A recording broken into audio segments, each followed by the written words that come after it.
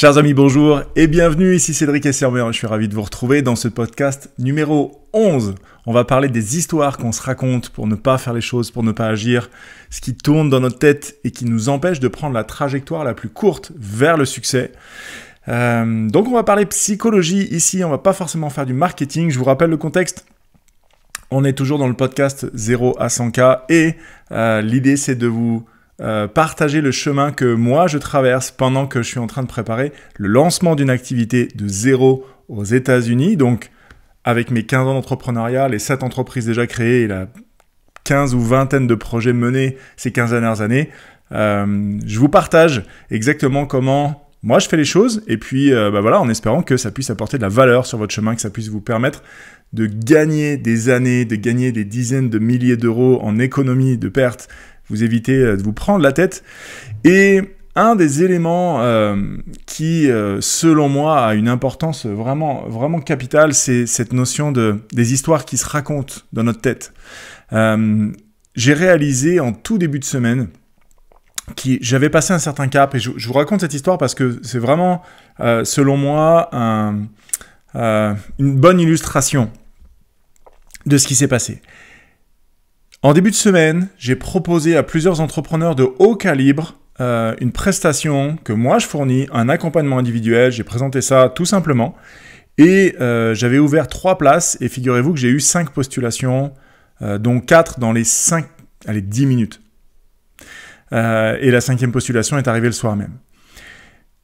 J'étais assez surpris parce que, voyez-vous, j'ai réalisé à ce moment-là que ce que j'avais fait, je l'avais fait en étant prêt à ce que ça marche pas, en étant prêt à ce que les gens me disent non mais n'importe quoi, qu'est-ce que tu racontes, ton truc là, ta façon de travailler avec l'empathie et l'intuition, laisse tomber, nous on est des entrepreneurs, tu sais. Je m'attendais à ce qu'ils se moquent de moi, je m'attendais à être rejeté. Et non seulement je m'y attendais, c'est même pas tellement je m'y attendais, j'étais prêt si ça allait arriver. Et il y a 3 ou 4 ans de ça, c'est sûr et certain que j'aurais pas fait la proposition. J'aurais pas proposé ça. Pourquoi ?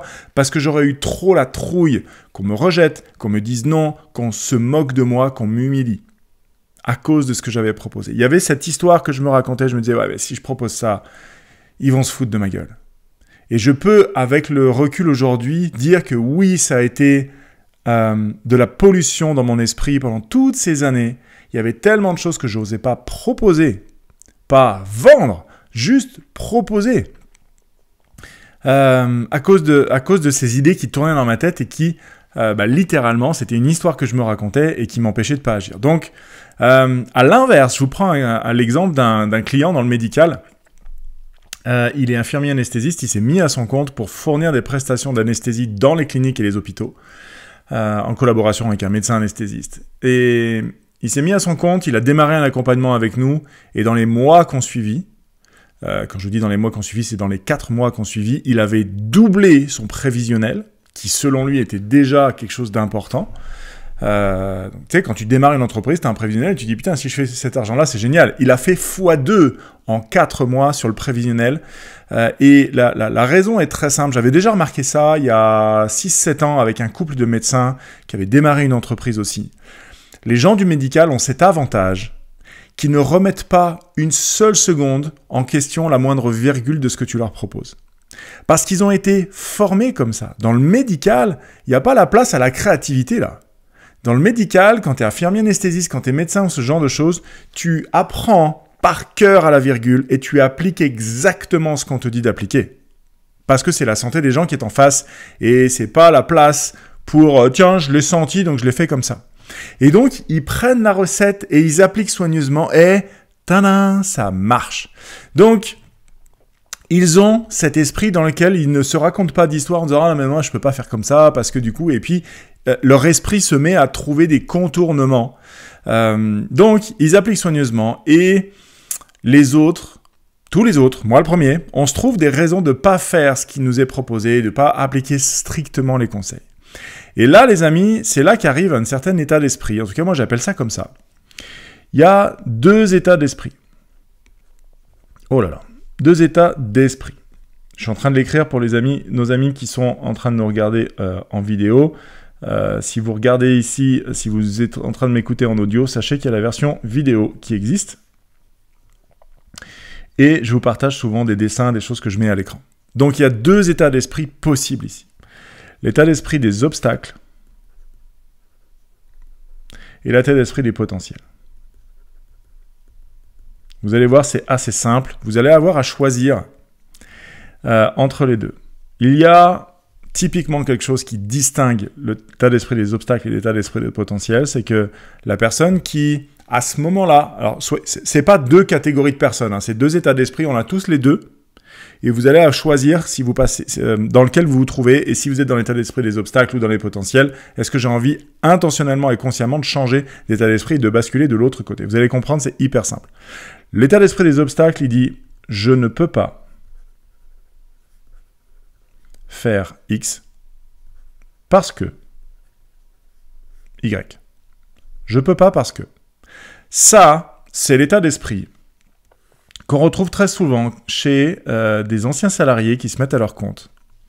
Et ils vont se retrouver en se disant « je peux pas parce que je ne suis pas sûr. Je suis pas sûr que ça va marcher. Je suis pas sûr qu'ils vont dire oui. Je suis pas sûr que je vais gagner de l'argent avec cette idée. Je suis pas sûr que ça marche. Donc je le fais pas. » Ils peuvent se dire aussi, je peux pas parce que j'ai pas le temps. Tu comprends, moi la journée j'ai encore un job, et puis le soir je suis fatigué, et puis le week-end j'ai envie de faire autre chose. Ils vont se dire aussi, je peux pas parce que j'ai pas d'argent. Ouais, mais tu comprends, ça coûte des sous, je les ai pas. Je vais quand même pas casser mon PEL alors que ça c'est pour acheter un appartement à mes enfants dans 25 ans ou pour payer les études des enfants dans 25 ans. Voilà, j'ai pas d'argent pour investir, donc je peux pas. Et le salarié va rester bloqué là-dessus. Je ne peux pas parce que l'entrepreneur, en tout cas l'état d'esprit d'entrepreneur, je ne catégorise pas les personnes ici, je catégorise les états d'esprit. Donc je peux très bien avoir des salariés qui pensent déjà autrement et je peux très bien avoir des entrepreneurs qui pensent comme d'anciens salariés, qu'on soit bien d'accord là-dessus. Un entrepreneur, il va se poser la question, face à un défi, face à quelque chose, il va se dire comment est-ce que je pourrais? Et c'est la seule chose qu'il va voir. Donc l'entrepreneur, ici, au lieu de dire je suis pas sûr, il va se dire quoi? Je tente le coup et on verra. On ajustera, on rebondira, on recommencera. À la place de j'ai pas le temps, il va se dire ok, je vais trouver le temps. À la place de j'ai pas d'argent, il va se dire mes premiers clients financent la suite. L'argent que je gagne avec mes premiers clients va me permettre de démarrer quelque chose et par exemple de commencer à mettre un petit budget pub de 10 balles par jour et puis mettre en route quelque chose qui va grossir progressivement. Il peut se dire aussi sur l'argent, il peut se dire qui pourrait investir?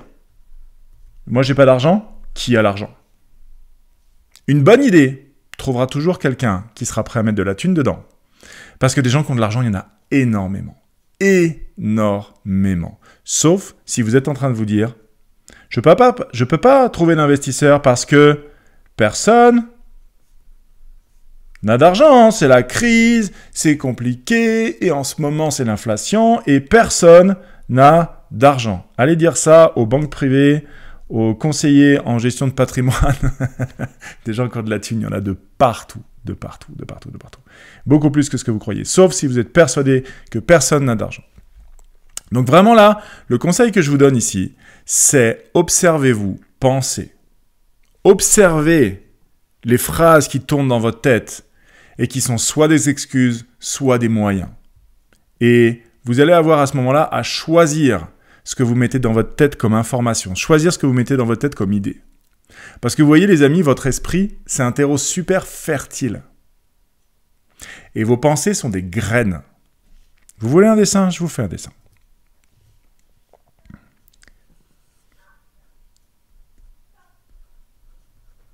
Votre esprit est le terreau fertile et vous allez mettre ici vos pensées.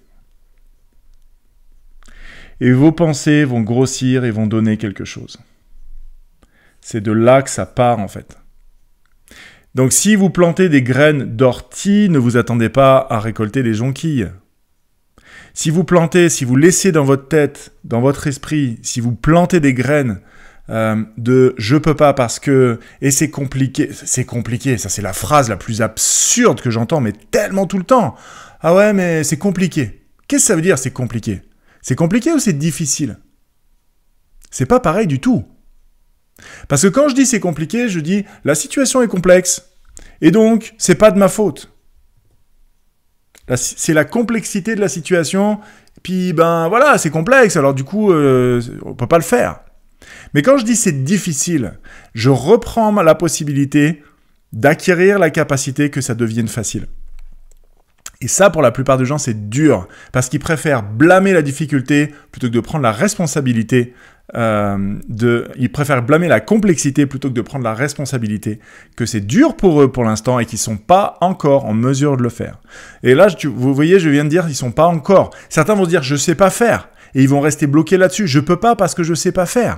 La personne qui est dans l'état d'esprit de potentiel va dire, comment est-ce que je pourrais apprendre? Vous voyez, c'est juste une façon de penser qui ferme des portes ou qui ouvre des portes. Voilà les amis, donc c'est tout pour aujourd'hui. Quels sont vos pépites, vos commentaires, vos questions? Mettez-moi en commentaire en dessous la grosse prise de conscience que vous avez eue aujourd'hui, les commentaires, les questions que vous avez. On se retrouve dans les podcasts numéro 12 qui s'intitule « Les premiers pas concrets ». Pour vous mettre en action et créer des résultats visibles. Les premiers pas concrets de qu'est-ce que je fais, quand, comment, dans quel ordre. Et je termine avec une question que j'ai pour vous. Est-ce que je continue ces podcasts ou pas? Parce que j'étais vraiment parti au départ pour faire un podcast. Puis c'est devenu un podcast vidéo. Et puis c'est devenu des podcasts vidéo hyper complets. C'est carrément des cours que je suis en train de sortir. J'avoue que j'ai du mal à rester en surface et à pas livrer des tonnes de valeur au fur et à mesure.